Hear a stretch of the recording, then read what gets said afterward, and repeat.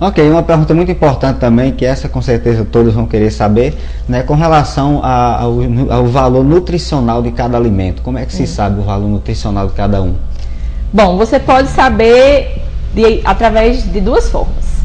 Uma é experimental. Como assim experimental? Você pega o alimento, colhe amostras desse alimento, homogeneiza e vai para o laboratório determinar. Então, existem métodos analíticos para você determinar a gramatura de cada alimento, então, aliás, de cada nutriente. Se você for por esse caminho, então o caminho é mais ou menos assim: você pega o alimento, seleciona, colhe as amostras. Primeiramente, você retira a umidade, que é a quantidade de água que tem naquele alimento. Depois, você retira as cinzas, que são carboniza o alimento inteiro e retira as cinzas, que são os minerais, as vitaminas, né? Vai sair tudo nessas cinzas.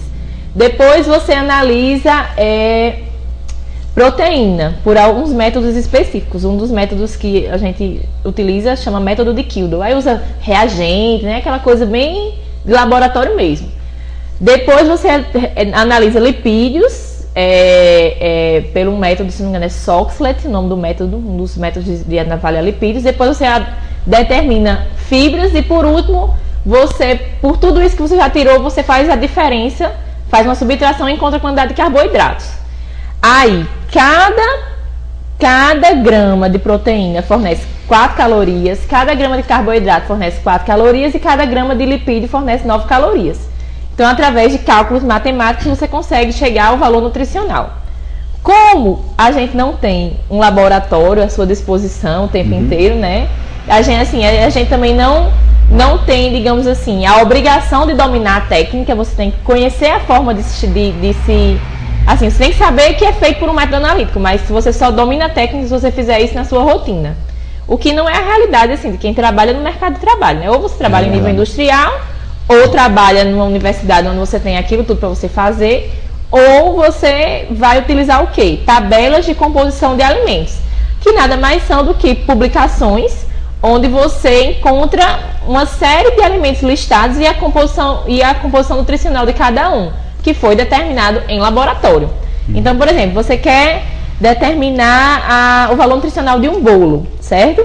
Aí você vai listar ingrediente por ingrediente, consultar a tabela, fazer continhas matemáticas de regra de 3, soma, subtração, e aí ao final você chega, certo? Se você quer fazer de uma dieta inteira, a pessoa relatou tudo que ela come num dia, aí você quer analisar aquilo ali. Então o mecanismo é o mesmo. Você vai, lista tudinho, anota quanto em gramas que a pessoa ingeriu e aí vai fazer esses cálculos ou baseado nesses livros, nessas publicações que eu falei, ou já existem softwares que podem lhe ajudar. Realmente ajuda bastante, porque eles são como se fosse um banco de dados, né, que você pode ter no seu computador e consultar.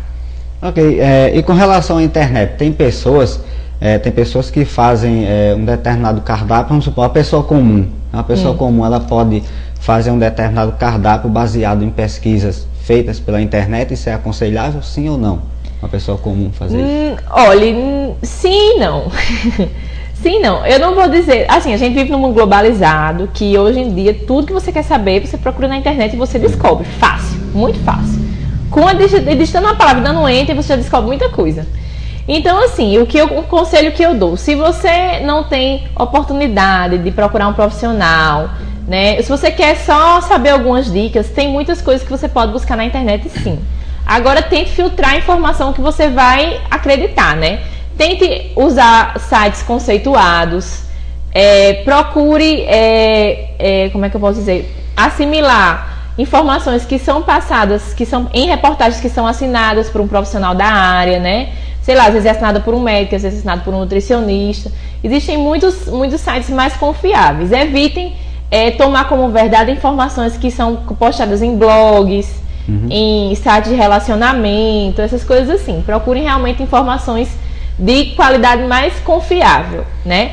E assim, montar uma dieta, eu não aconselho. Não aconselho você montar uma dieta. Agora, você pegar algumas dicas do que é mais saudável, do que é mais indicado, do que você pode melhorar, do que você pode evitar, né? Eu acho que isso aí dá para você fazer minimamente olhando na internet. Agora, uma dieta organizada, vá a um profissional. Principalmente se você tem algum objetivo específico. Se você faz atividade física, ou se você precisa emagrecer X quilos, quer emagrecer tantos quilos, porque muitas vezes as pessoas fazem essas dietas que vêm na internet e assim, não tem sucesso e fica frustrado, né? Quando na verdade não fez da forma correta. Ok, agora vamos falar um pouquinho de obesidade, né? Que é uma coisa que na realidade persegue muitas pessoas por aí. Tem pessoas que às vezes eu conheço muitas meninas que eram lindas garotas, hoje em dia estão, por causa de algumas coisas, se tornaram obesas. Aí a pergunta é o seguinte: a obesidade, a gente nasce com ela ou adquire dependendo do que a gente fizer, do que a pessoa for fazer no decorrer da vida, podemos assim, por causa de algumas coisas? Bom, vamos lá. A obesidade, como a própria definição diz, é uma patologia de etiologia. O que é etiologia? São as causas, né? De etiologia multifatorial. Então, você nasce com ela? Não, você não nasce com ela. Muito difícil. Você só se for um bebê, que a gente chama GIG, que é grande para a idade gestacional. Mas você pode trazer uma herança forte. Principalmente se sua família é composta por pessoas obesas. Você tem uma tendência forte a ter obesidade. Mas por que é multifatorial? Porque existe a questão genética, existe a questão hormonal, existe a questão ambiental. O que é a questão ambiental? O meio que você está vivendo, entendeu? O meio que você vive. Se você vive numa sociedade onde é hábito você almoçar hambúrguer, tomar refrigerante todos os dias, comer muita pizza, enfim, comer muitas guloseimas na rotina, muito provavelmente você vai ser acima do peso, muito provavelmente. Que eu falo isso porque se você analisar a cultura americana, né? É verdade. É bem assim, é bem notório. E isso é notório para todas as sociedades. Já se você for analisar a cultura japonesa, né? Que é baseada em azeite, em vegetais, em arroz, peixe, né? Você não é muito difícil você ver um japonês obeso. Então, essa é a questão ambiental. Além disso, existem fatores emocionais envolvidos, se a pessoa é ansiosa, se não é, se carrega muito sentimento em relação à alimentação, né? O que mais que eu posso dizer? Existem questões hormonais, eu acho que eu já falei. A nível de atividade física é importantíssimo, se você se movimenta ou não. Então, assim, existe herança genética? Existe. Existe tendência? Existe. Agora, existem outras coisas que podem proporcionar essa não obesidade. Depende de cada caso, né? Depende de cada caso. Se você for ativo, se tiver uma alimentação saudável, você pode até ter uma genética favorável, mas assim, pode até ter um pouco de sobrepeso, mas obeso você não vai ser. Okay. Então depende de todos esses fatores. Eu não sei, acho que eu não fiz essa pergunta antes, eu não sei se foi respondida antes em alguma questão, acredito que não. É preciso fazer exames antes de se iniciar uma dieta? É necessário? É interessante. Se você é jovem e, por exemplo, procura um ambulatório de nutrição, procura fazer uma consulta de nutrição para você melhorar a sua alimentação, você vai receber algumas informações iniciais, talvez até nem precise, não precise, talvez até você esteja tudo bem com seus exames, mas é interessante que eles sejam, que seja observado, porque muitas vezes assim, você acha que está tudo bem, você não sente nada, mas na hora que você vai olhar, você tá perto de ter uma anemia, tá no limite pro colesterol, entendeu? Porque logo quando você começa a ter alguma disfunção, como eu posso dizer, bioquímica, não é sempre que você começa a sentir. Então, é sempre interessante dar uma observada antes de iniciar qualquer dieta.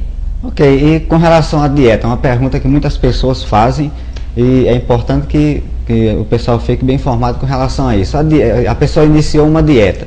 A dieta, ela emagrece definitivamente ou uma vez dieta, tem que fazer sempre dieta? Como é?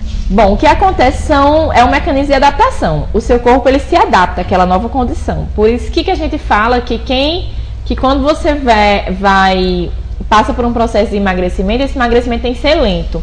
Porque o seu corpo, ele vai entender que ele só precisa daquilo ali para se manter, né? Então, assim, existe até uma questão de adaptação das suas vontades. Você começa a controlar os seus gostos. Então, de certa forma, o que eu posso dizer? Que se você se reeduca, se você muda algumas coisas na sua alimentação em prol de um peso que você quer ter, você realmente precisa manter aquela mesma conduta. Porque vai chegar um ponto que você vai entrar em equilíbrio. Se você faz aquela dieta por 3 meses e volta a comer tudo que você comeria antes, você vai voltar ao que era antes. Isso aí realmente é fato.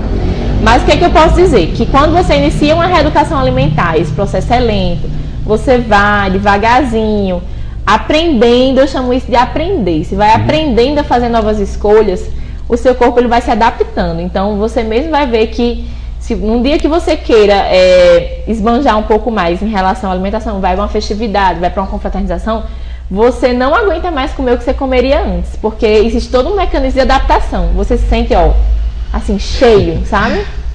Eu digo isso porque eu já vivi isso, já passei por um processo desse. Ok, bom, Tayana, nós estamos aqui chegando já no finalzinho, né, da entrevista, né, temos apenas aqui somente 2 perguntas agora, né, o que é e para que serve a pirâmide alimentar? A pirâmide alimentar. Vamos lá, a pirâmide alimentar é um guia, é um que a gente chama de guia. O que é um guia? É um instrumento, certo, que serve para orientar a população em relação à alimentação saudável. Tem até com um livrinho aqui que chama Pirâmide dos Alimentos, Fundamentos Básicos da Nutrição. Então, esse guia, ele orienta em relação a quantas porções de cada grupo de alimento você deve consumir. Então, na pirâmide, a gente tem, deixa-me ver, vou dizer quais são os grupos, ao final de quantos são. A gente tem um grupo dos cereais, frutas, hortaliças, carnes, leites, leguminosas, açúcares e gorduras. Então a gente tem 8 grupos e são recomendadas a quantidade de porções de acordo com cada grupo. Serve para, assim, você saber modular quanto eu estou comendo de cada grupo, mais ou menos. Vamos se utilizar corretamente a pirâmide alimentar. Pronto, a pirâmide alimentar ela recomenda o quê? Que você consuma 5 a 9 porções de cereais, 3 a 5 porções de frutas, 4 a 5 porções de hortaliças, 1 a 2 porções de carne, 3 porções de leite, 1 a 2 porções de leguminosas, 1 a 2 porções de açúcares e 1 a 2 porções de óleos e gorduras. Então, de acordo com a sua necessidade energética, né, você vai escolher entre esses intervalos a quantidade de porções que vai compor a sua dieta. Mais ou menos, esse é o fundamento. É dar informação para que a população consiga, né, assim, tenha autonomia para fazer suas escolhas. É mais ou menos isso. Ok. Bom, amigo estudante, para você que está assistindo essa entrevista, né, que estive conversando com Tayana, né, e eu quero agradecer muito a você que está nos assistindo agora, tá certo? E com certeza nós voltaremos daqui a pouco também uma outra entrevista dando sequência a esse nosso trabalho para a nossa escola. Bom, Tayana, eu quero agradecer mais uma vez, agradecer muito também, obrigado pela força. Obrigada também pela oportunidade, pelo convite. Desculpa aí qualquer coisa, nós marcamos lá um horário para a entrevista, não chegamos na hora, mas o importante é que você nos recebeu e que você continue com essa carreira linda, né, daqui para frente, continue sempre. Obrigada. Sim, e sempre atenciosa como você foi conosco, muito obrigado. Obrigada também. Lenilson Oliveira com imagens de Jussara Ferreira da Silva Oliveira para o trabalho da nossa escola.